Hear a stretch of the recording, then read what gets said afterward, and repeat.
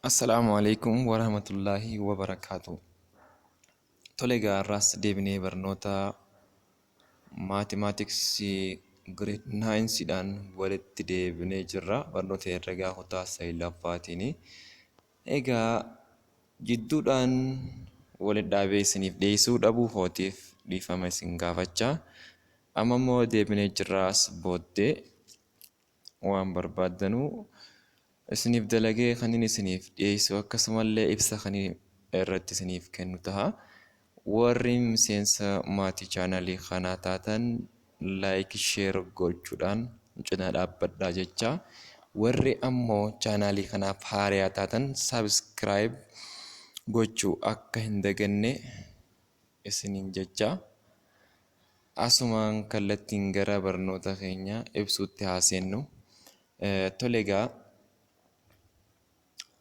the grade 9 mathematics unit 1 jala jirra.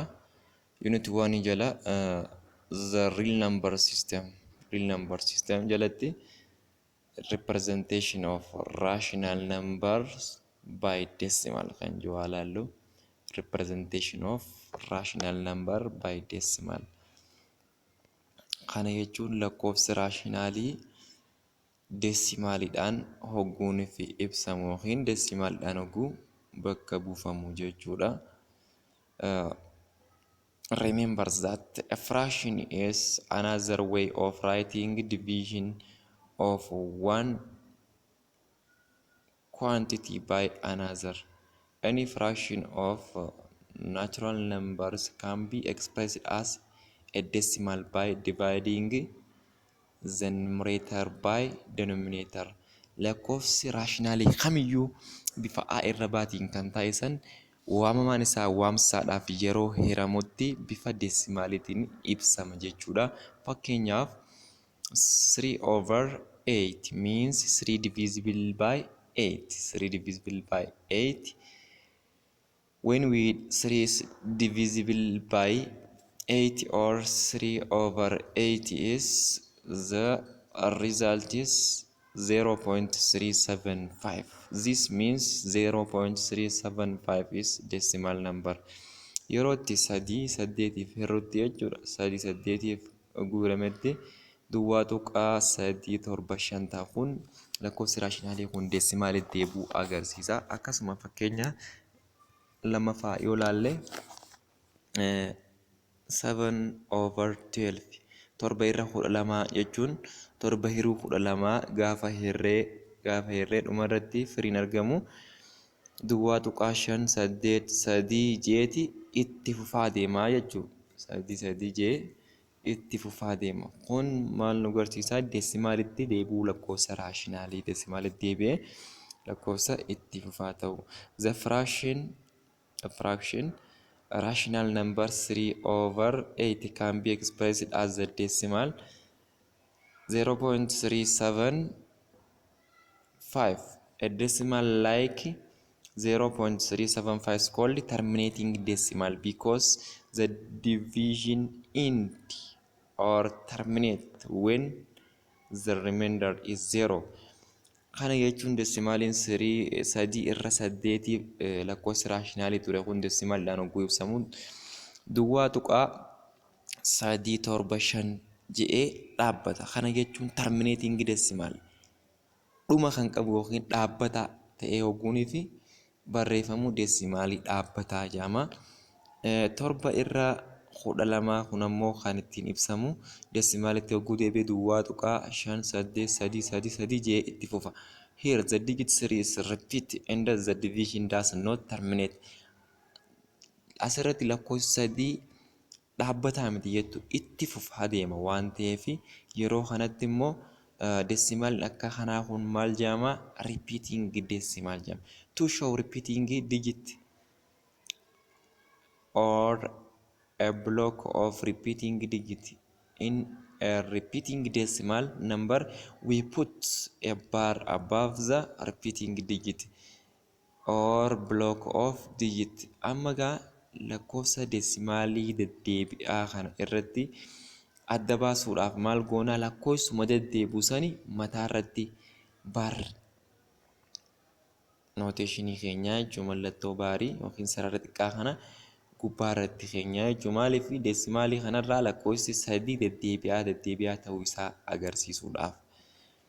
Akkasuma duwwaa tuqaa duwwaa 8 jeeqa itti fufu. Kanaafis 8 kanaatu itti fufa waan ta'eef baar noteeshinii yookiin sarara xiqqaa kana 8 fi takka mataa gubbaarra keenyaa jechuudha. Kun maal nu agarsiisaa? Deesimaalii deddeebi'aa yookiin repeated decimal jennaan jechuudha. Isa immoo dhaabbataa ta'e terminating decimal jennaan. Any rational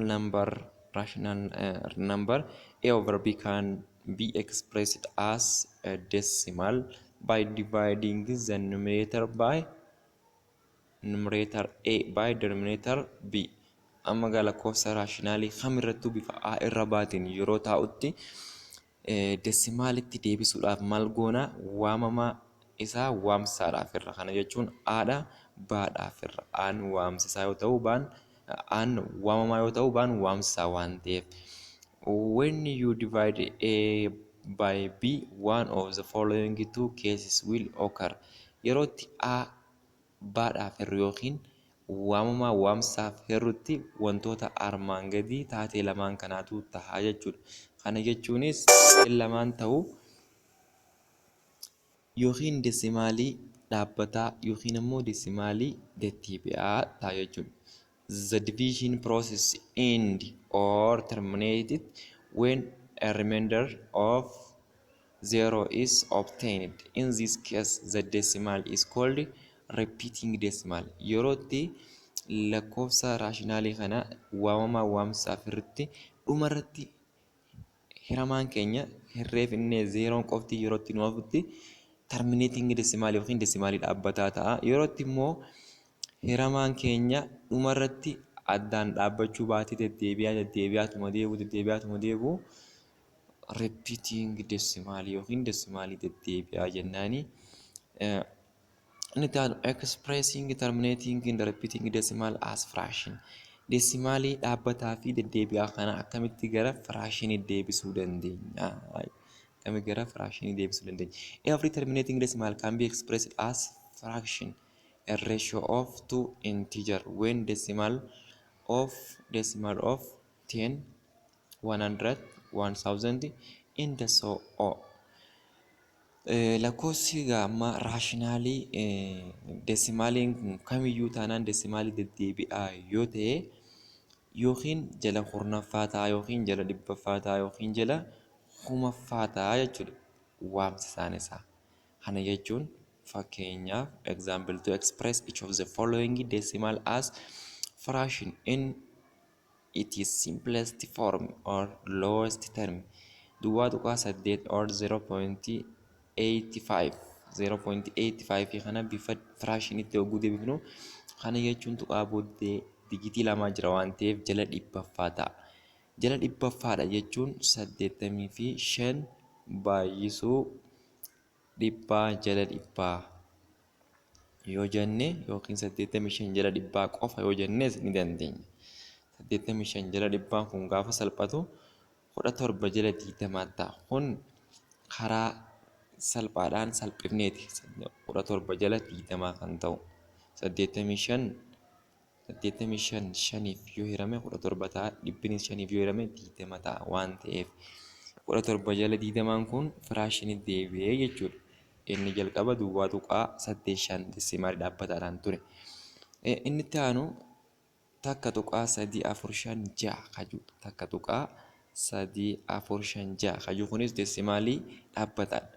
Inni kunis tuqaa booddee digitii 4tu jira waan ta'eef jala 10 jenna. 13 fi 456 jala 10 yoo jenne yoo salphifnu 840 takka jala 625 ta'a. Kunis gara firaashinii deebi'ee salphatee yeroo taa'u jechuudha. Inni biraa foormulaa nuti itti fayyadamuu dandeenyu jira. If D is terminating decimal number that has any digit after a decimal point, then we rewrite D as d is equals to 10 the power of n times d over 10 the power of n. yoon if desimaalii san desimaalii dhaabbataa ta'e foormulaa kanatti fayyadamna jechuudha.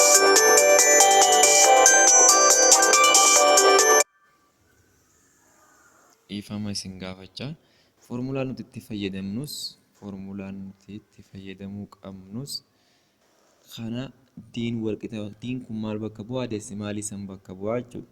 diin walqixani ta'a 10 the power of n times kudhan paaworii na baay'isuu desimaalii sanii jala kudhan paaworii naan kun maali baay'ina digitii tuqaa booddee jirtu.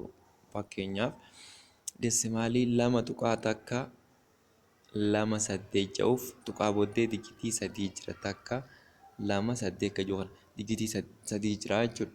kanaaf gaamma deesimaaliin nuuf kenname lama tuqaa takka lama saddeet walqixani ta'a kudhan paaworii sadii baay'isuu lama tuqaa takka lama saddeet jala kudhan paaworii sadii.